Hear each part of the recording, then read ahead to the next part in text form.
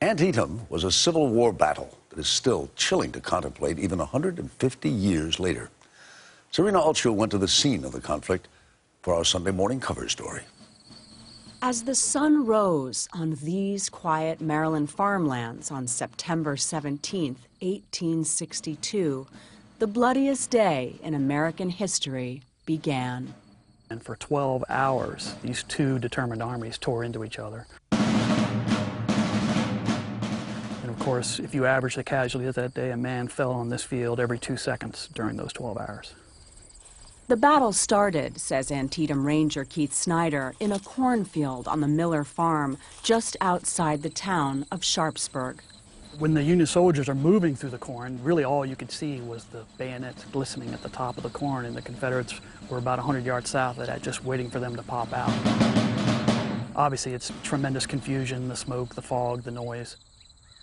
General Robert E. Lee's armies, emboldened by a summer of victories, had crossed into Union territory for the first time, hoping that a victory here would end it all.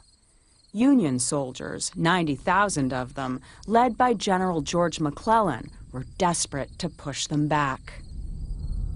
Dear Mother, it is a misty, moisty morning. One of those soldiers, Wilder Dwight, lieutenant colonel of the 2nd Massachusetts Infantry, began a hopeful letter to his mother as he waited for his unit to be called.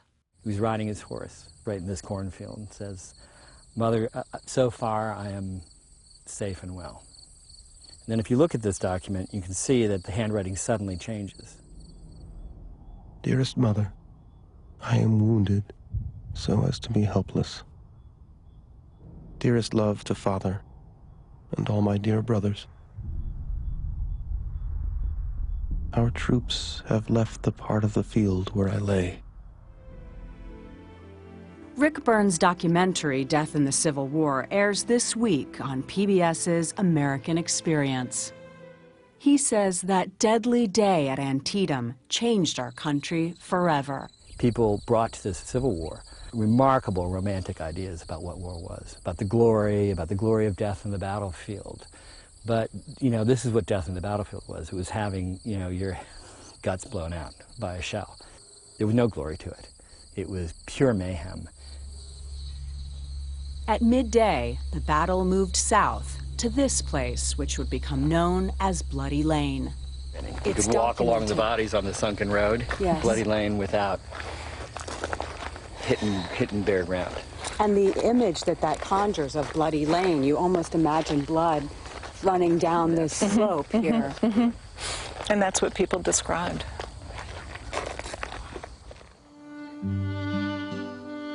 By sunset, these once peaceful fields would be covered with bodies.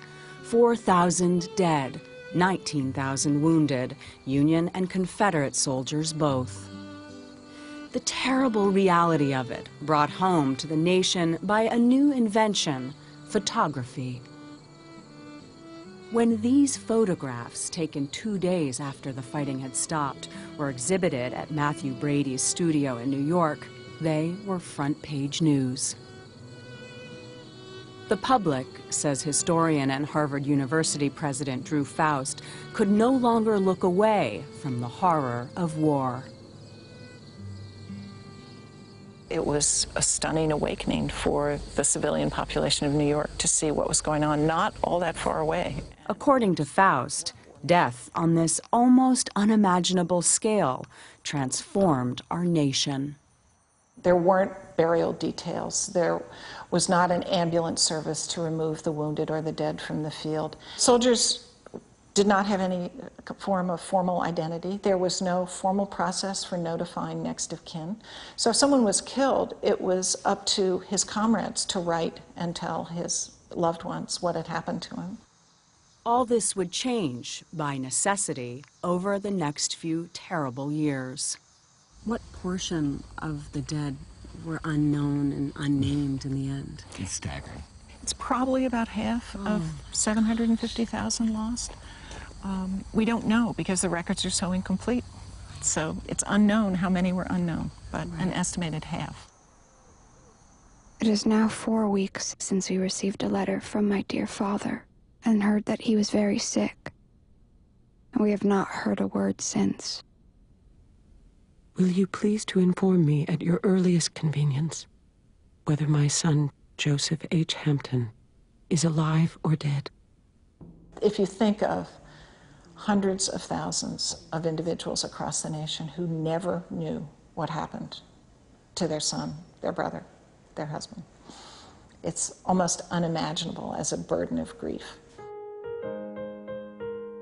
The cost on both sides was staggering, but Lee's army had been pushed back, allowing the Union side to declare its first major victory.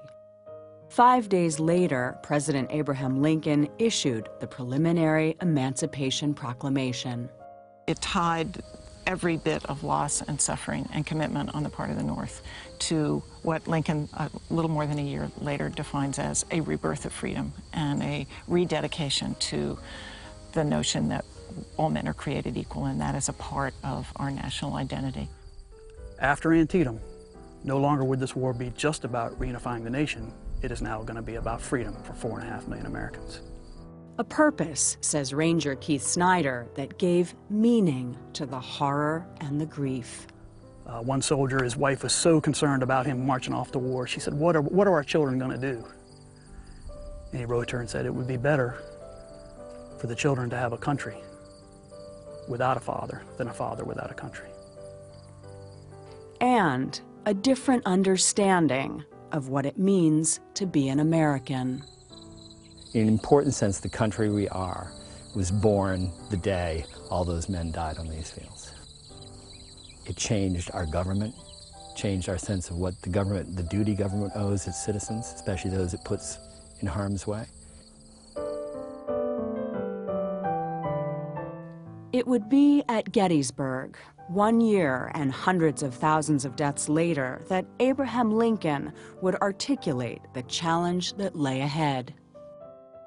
That these dead shall not have died in vain, that this nation under God shall have a new birth of freedom, and that government of the people, by the people, for the people, shall not perish from the earth.